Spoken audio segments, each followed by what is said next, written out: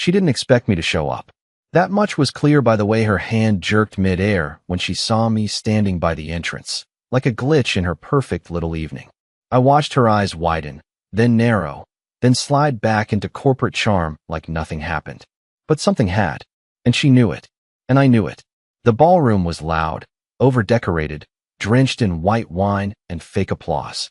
Her department had just closed some record-breaking deal, and Chandler, the man I now can't say by name without tasting acid, was giving a toast that made half the room laugh and the other half plot their LinkedIn exits. I wasn't supposed to be there. She told me it was a networking-heavy event. Her exact words. I'd almost believed her. But then I saw the Uber charges. The 2 separate orders from Sephora. The hotel check-in under her maiden name. So I bought a suit I couldn't afford, showed up uninvited, and waited for her to notice me. She did. But she didn't come over right away. No. First she laughed a little too hard at a joke Chandler whispered in her ear. Then she touched his lapel like it was lint she was brushing off. But I know that touch. I invented that touch. I stood by the bar and watched her flirt with someone else like I was a ghost at my own funeral. And I let it happen. Because pain needs proof. And I needed more. Then came the slow dance. Of course they had a slow dance. Chandler spun her around like this was his wedding, and she let him. One hand on his chest, the other behind his neck. She used to say she hated slow songs. But there she was, swaying like she belonged to him. Like I was nothing more than a typo in her life story. I walked onto the floor before the final note. People turned. Cameras paused. Some junior associate tried to stop me with a polite, "Sir," but I kept walking.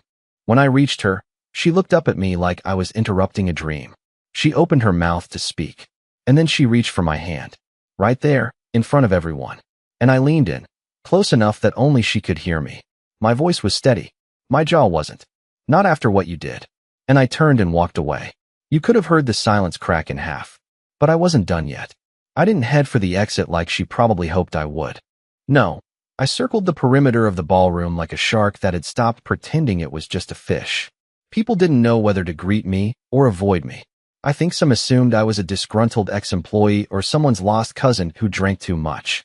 And maybe I was both. But I didn't care about them. I only watched her. Mallory, that's her name, not that it matters anymore, stood frozen in the middle of the dance floor for a second longer than she should have. Just long enough for people to wonder what I'd whispered. Just long enough to look guilty. And then, she laughed. Loud. Performed. Arms around Chandler like I hadn't just dropped a brick into her manufactured fantasy. But I saw the panic behind her lashes. The kind of fear that doesn't come from being caught cheating. It comes from realizing the person you betrayed isn't going to scream. They're going to stay silent and make you wonder what they know and when they'll use it. I walked toward the catering table and picked up a drink I didn't even want. Cranberry something. Bitter. Fitting. My phone buzzed twice in my pocket. Then again. And again. I didn't need to look. I already knew the sender. Probably some text like, "Can we talk?" Or "Elwood, please." Or, "You're being dramatic." Dramatic.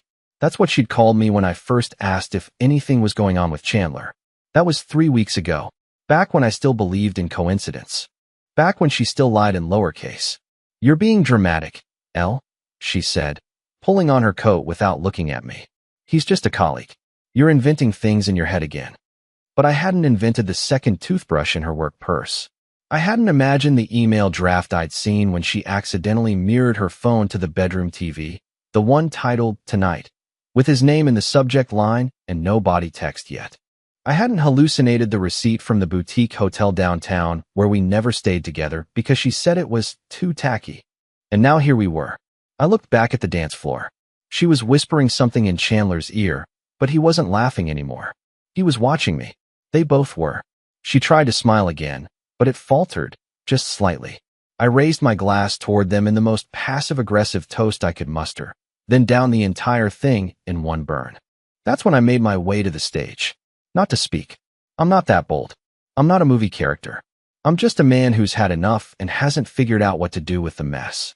I stood near the stage while the next speaker, someone from finance, began thanking all the incredible minds who helped the company thrive this quarter. Mallory had been one of those minds. There she was, now clutching a glass of something gold, her fingers trembling just a little. I knew she didn't fear me exposing her. No, that wasn't her style. What terrified her was the unknown. I had the power now, and I wasn't going to use it loudly. Not yet. Let her panic. Let Chandler sweat. Let their secret live in limbo, not exposed, but not safe either. Because I wasn't planning to ruin her night. I was planning to ruin the one after it. Back when everything was still fine, or at least when I was still pretending it was, I used to think silence was the worst kind of punishment. That not being talked to, not being touched, not being seen, was the most excruciating version of neglect. But that night, standing at the back of the ballroom while she nervously whispered to her lover and tried to smile through glass teeth, I realized something worse. The worst kind of punishment is uncertainty. The not knowing. The wondering what you know. And I had mastered it now. I was her silence, but laced with threat. After the speech ended, and everyone clapped as if they weren't just waiting for the open bar to resume, I made my move. I didn't go to her. I didn't confront her. I walked straight past her table without looking. I felt her body tense as I passed. A flicker of scent, that expensive perfume she used to save for our anniversaries, and I kept walking. To the coat check. I asked for my jacket, but not to leave. Inside the breast pocket was my backup phone. Not a burner. I'm not that cliche, just my old iPhone with a cracked screen and no SIM card. I'd kept it powered off for months until yesterday, when I used it to do one thing. I'd airdropped her something. A message. No text. No name. Just a single video file. You see, while Mallory was busy deleting texts, hiding lipstick smudges, and covering her tracks like a pro, she'd forgotten one thing. Her laptop. The one I gifted her for Christmas 3 years ago. The one still connected to our home Wi-Fi. The one that automatically synced her calendar, her cloud storage, and her camera roll. And 2 nights ago, at 3:42 a.m., while she thought I was asleep, she uploaded something she shouldn't have. I don't know if it was by accident. Maybe she was drunk. Maybe she was careless. But she forgot that her iCloud still talked to mine. It was short. 15 seconds. Blurry. Her voice moaning something that wasn't my name. A sliver of Chandler's tattooed arm in the corner of the frame. Hotel room lighting. No faces. But enough. More than enough. I didn't confront her. I didn't yell. I just waited. And now, with my cracked screen phone in hand, I walked back into the ballroom. I saw her glance at me, then at her purse, probably to check if her phone had buzzed again. Then she reached for it. Pulled it out slowly. I watched her screen light up. The file name I gave it wasn't subtle. Are you proud of this? She froze. Like her body forgot how to breathe. I didn't even need to see her face to know the color drained from it. Chandler leaned in, asked something. She didn't respond. She was just staring at the screen, holding it in both hands like it might explode. I wondered if she thought of running. If she thought of smashing it. But she didn't. She slowly raised her head. And our eyes met, properly, for the first time that night. She didn't cry. Mallory never cried in public. Too composed for that. But I saw the collapse behind her gaze.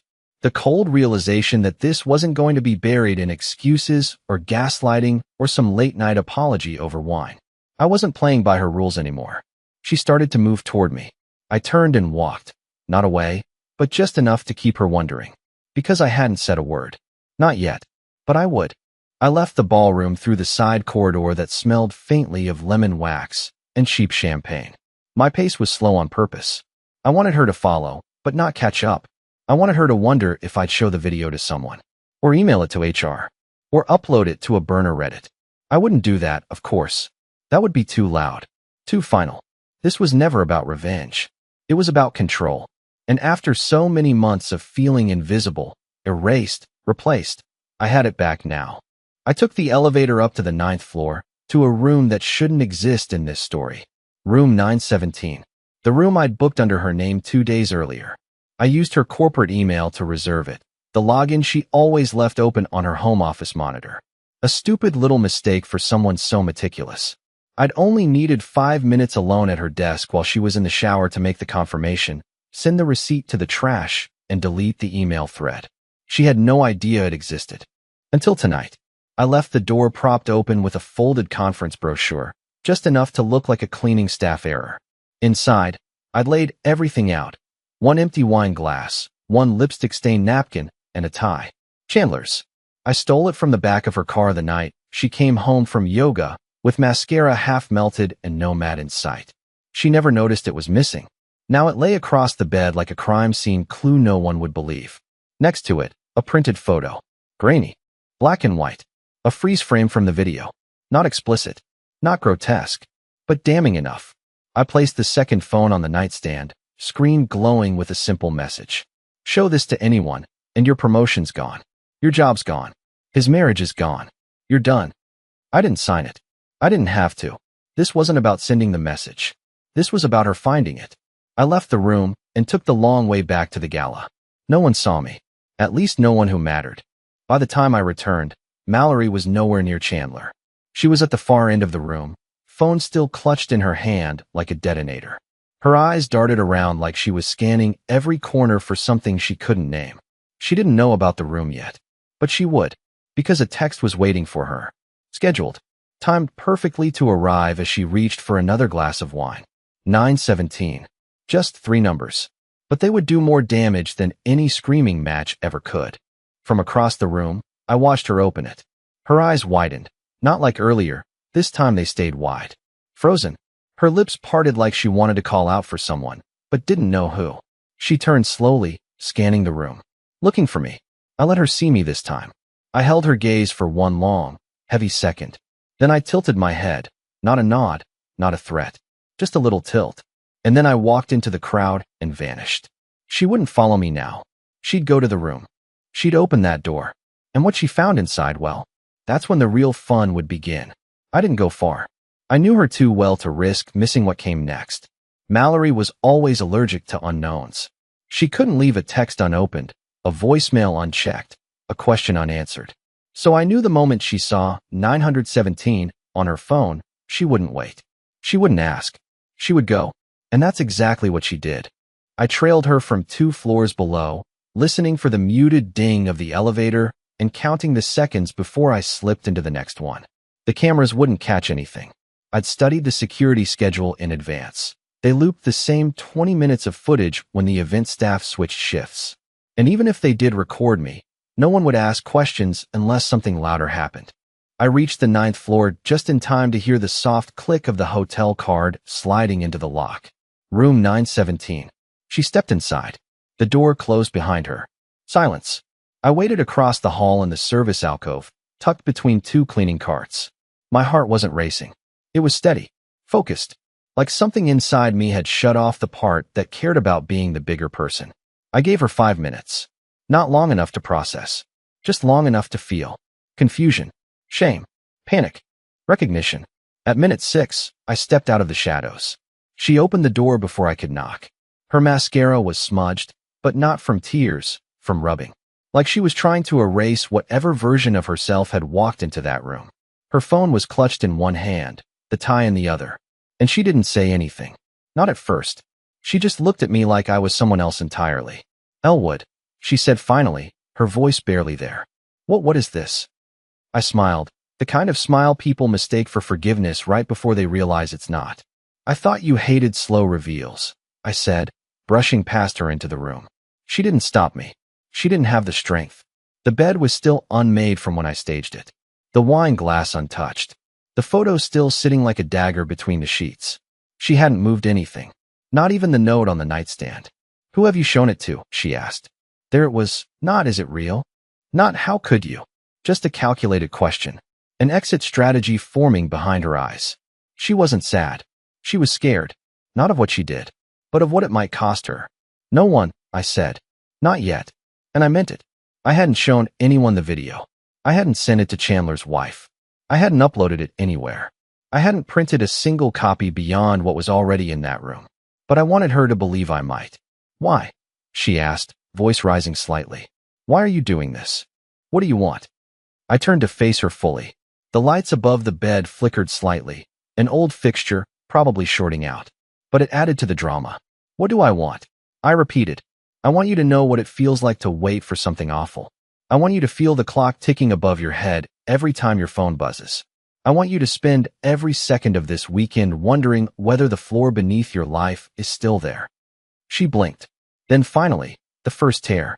It slid down her cheek like it didn't belong to her.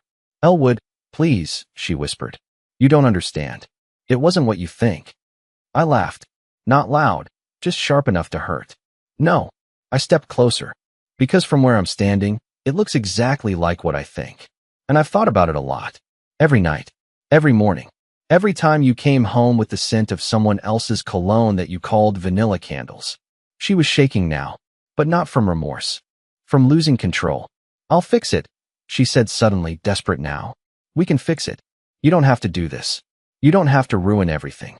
And there it was again. The fear of exposure, not the shame of betrayal. She wasn't pleading for me. She was pleading for her career. Her image. The version of herself she'd sold to everyone else. I stepped back. Ruin everything? I said softly. Mallory, I'm not ruining anything. I'm just setting the table. You already lit the fire. Then I walked to the door, paused, and glanced back over my shoulder. You might want to clean up in here. I hear someone from HR always walks the halls after midnight. Habit. I didn't wait for her response. I closed the door behind me, not with a slam, but with the soft, final sound of something ending long after it should have. The elevator ride down felt longer than it should have. 9 floors, but it might as well have been 90. My reflection in the polished steel doors looked calm, maybe even satisfied, but it didn't feel like victory. Just silence. A quiet emptiness where all the fury used to live. She was still up there, probably pacing in that room, thinking through every possible outcome. I knew Mallory. She wouldn't cry. She'd calculate. She'd go through every scenario like a PR crisis manager, who might have seen something, who she needed to call, what she needed to delete, how to spin this into something survivable. She was good at survival. But this wasn't something you could PR your way out of. When I stepped back into the ballroom, nothing had changed, at least, not on the surface. The music was louder now. People were drunker. Chandler was nowhere to be seen. Someone said he had an urgent call. I almost smiled at that. I wondered if she'd messaged him already. Maybe even sent him a screenshot of the photo. Maybe she told him to run.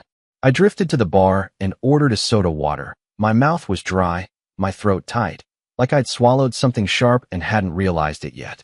The bartender gave me a side glance, probably wondering why I looked like I'd just come back from burying a body. Maybe I had, in a way. As I stood there, a woman from Mallory's department approached me. I think her name was Dana. Bright eyes, overdressed for a corporate party, the kind who smiled too much but meant well. She leaned against the bar next to me. Your wife okay? She asked lightly. She looked a little off when she left. I tilted my head slightly, gave the kind of vague smile you use when you want someone to stop talking but don't want to make a scene. She's just tired, I said. It's been a long quarter. Dana nodded. Well, she crushed it this year. Honestly, they all think she's getting Chandler's job when he steps down. Everyone's talking about it. That part almost made me laugh. The idea that this whole affair wasn't even about lust or love or drama, just leverage. A shortcut to the top. And maybe I was naive to think it ever meant more to her than that. I left Dana at the bar and walked to the hallway outside the ballroom. I needed air, but I didn't want to leave. Not yet. There was one last piece I needed to move. One final thing I'd held back, just in case she still thought she had the upper hand. Because you see, there was something Mallory didn't know. The video? It wasn't the only one. The 15-second clip was just a sample. Just enough to get her attention. But in the cloud account she thought was disabled, the one she stopped using a year ago and never removed from her sync settings, there was more. Dozens of files. Screenshots. Audio recordings. Calendar entries. Messages. One in particular stuck with me. A voice memo, late night. Slurred words. Her voice. He doesn't even know. It's kind of hilarious. I could tell him I'm at therapy and he'd believe me. God, he's so soft. That was the one I hadn't listened to twice. Once was enough. I pulled out my phone and opened the folder. I hadn't shared it with anyone. I still didn't plan to, but I needed her to know that I could. So I uploaded it to a private server. One she'd recognize. Our old shared Dropbox. The one we used when we first moved in together. I left it under a new folder titled For Review. She'd see the notification. And she'd check. Because of course she would. Then I logged out. Let her find it. Let her hear herself through someone else's speakers. This wasn't about exposing her. It was about revealing her, to herself. I stepped outside and let the cold air hit me. For the first time in months, I didn't feel powerless. I didn't feel invisible. I felt still, but not finished. Not yet. I didn't sleep that night. Not because of guilt. I'd gone past guilt 3 exits ago. But because after the adrenaline faded, all that was left was this strange, hollow ache. like I'd burned the house down and only just realized I was still inside it. Mallory didn't come home. I half expected her to, maybe with some final half-scripted plea about rebuilding trust or taking space. But there was nothing. No knock at the door. No text. Not even a missed call. Just silence. It was tempting to think she'd packed a bag and left for good. That would have been the easy way out, the clean break. But Mallory didn't run. She reorganized. And whatever was happening behind the scenes now, I knew it wasn't surrender. She was spinning, recalculating, flipping through mental index cards trying to figure out how to retake control. I spent most of the morning in the kitchen, staring at nothing. The coffee went cold. The toast burned. The notifications kept coming in, Dropbox logins, file downloads, an attempt to change the password. I smiled at that one. She tried to lock me out of a folder I created. Classic. But one message stood out. It was from a name I didn't recognize at first, Loretta M. Chandler. It took me a moment to connect the dots. Chandler, as in Chandler's wife. She had sent a single sentence. I think it's time we talked. I didn't reply. Not right away. Instead, I opened the attachment she sent, a screenshot of her husband's messages. Dozens of them. Some to Mallory. Some to someone else. Some disgusting. Graphic. Careless. But what caught my attention wasn't the messages themselves. It was the date on one of them. December 3rd. The same night Mallory told me she was stuck at the airport after a delayed client meeting. So it wasn't just me. He lied to her, too. That changed something. Not in a comforting way. I didn't suddenly feel less betrayed, but in a cold, strategic way. It meant Chandler wasn't Mallory's master plan. He was just one more ladder rung. And now they were both crumbling beneath her feet. I responded to Loretta. We agreed to meet at a diner halfway between our homes. Public, neutral, safe. She showed up in a gray sweater and sunglasses. No makeup, hair pulled back like she was mourning something that hadn't even died yet. When she slid into the booth across from me, we just stared at each other for a few long seconds. Two people from opposite ends of a battlefield, finding themselves in the same crater. You look how I feel, she said finally. I almost laughed. You look better. She placed her phone on the table, screen facing up. It was already unlocked, the message thread with Chandler open like an autopsy. I've known for a while, she said. But I didn't know it was your wife. I nodded slowly. And I didn't know it was your husband. She tilted her head. So now what? I didn't have an answer. I wasn't here to team up, or to create some twisted revenge pact. I wasn't sure what I wanted anymore. Validation? Catharsis? Or maybe just proof that I wasn't crazy. That the cracks I saw forming in my life weren't imagined. Loretta leaned forward. He's not going to leave the company, if that's what you're hoping. He's too embedded. They'll protect him. I'm not hoping, I said flatly. I'm documenting. She nodded like she understood. And her. I didn't reply, because I didn't know anymore. What do you do with someone who breaks your heart, and then looks you dead in the eyes and pretends they didn't? We talked for 45 minutes. Mostly in hypotheticals. No plans. No schemes. Just quiet clarity between two strangers who now knew far too much about each other's private hells. When we parted, she said something I still haven't shaken. She'll spin this, Loretta said. She'll twist it into something palatable. They always do. You have truth on your side, but she'll have the story. And that terrified me more than any affair ever could. Because Mallory was a master of story. 3 weeks passed. That night, the party, the hotel room, the messages, it all felt like a fever dream I had while sleepwalking through someone else's life. But the fallout was real. Quiet, but real. Mallory didn't come home. Not even once. At first, there were texts. A few long ones, followed by voice notes. She cried in one. Or pretended to. Said she didn't recognize herself anymore. Blamed the pressure. The stress. The disconnect between us. Claimed she didn't know what she was looking for, but knew it wasn't Chandler. I never replied. Then the text stopped. A lawyer called me a few days later. She wanted to separate quietly. I agreed. We'd built nothing that couldn't be divided. The apartment was under my name. The car was leased in hers. The dog. Well, we never got one. Thank God for that. I signed the papers in silence. She didn't fight me. Maybe she knew she'd already lost. Or maybe she'd found a new ladder to climb. Loretta emailed once, just to say thank you. Not for the pain, she wrote, but for waking me up. She said she'd filed for divorce. I didn't ask for details.